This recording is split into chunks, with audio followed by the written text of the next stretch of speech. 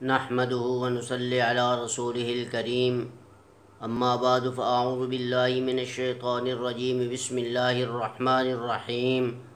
كل نفس ذائقة الموت صدق اللہ العظیم۔ میرے عزیز بزرگوں اور نوجوان ساتھیوں،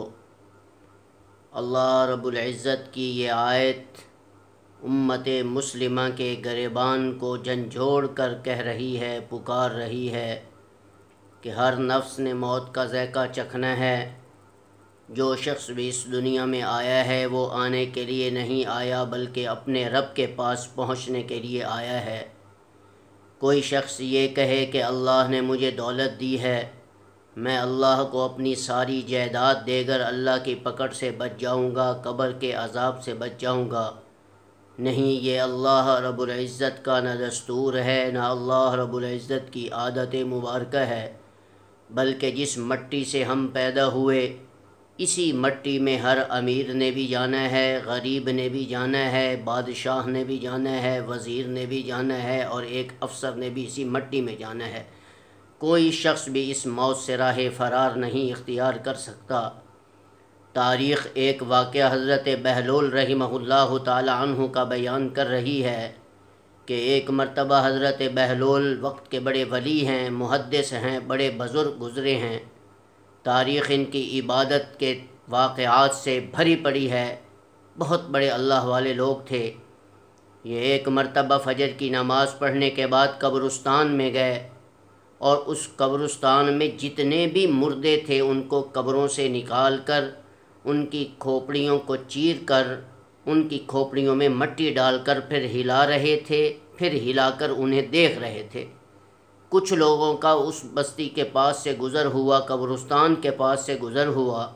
تو انہوں نے پوچھا کہ او اللہ والے، یہ مرنے والوں کے ساتھ تم کیا کر رہے ہو؟ آپ جیسے لوگ مرنے والوں کے ساتھ تو ایسا کام نہیں کر سکتے، یہ تو دنیا کو چھوڑ کر جا چکے ہیں، ان کی کھوپڑیوں کے ساتھ مٹی ڈال کر کیا کر رہے ہو؟ تو انہوں نے ہنس کر جواب دیا کہ جو میں جانتا ہوں یا میرے رب کو پتہ ہے یا مجھے پتہ ہے کہ میں ان کے ساتھ کیا کر رہا ہوں۔ انہوں نے کہا ہمیں بھی بتلاؤ۔ تو حضرت بہلول رحمۃ اللہ علیہ نے فرمایا کہ میں صبح سے لے کر شام تک ان کھوپڑوں میں مٹی ڈال کر دیکھ رہا ہوں کہ ان میں امیر کون ہے، غریب کون ہے، حاکم کون ہے، محکوم کون ہے، بادشاہ کون ہے، وزیر کون ہے، عام کون ہے، خاص کون ہے، لیکن مجھے کچھ نہیں پتہ چلا۔ اس مٹی نے تو ان تمام کو ہی برابر کر دیا ہے۔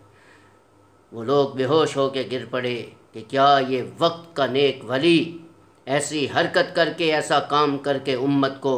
آخرت کی فکر دلا رہا ہے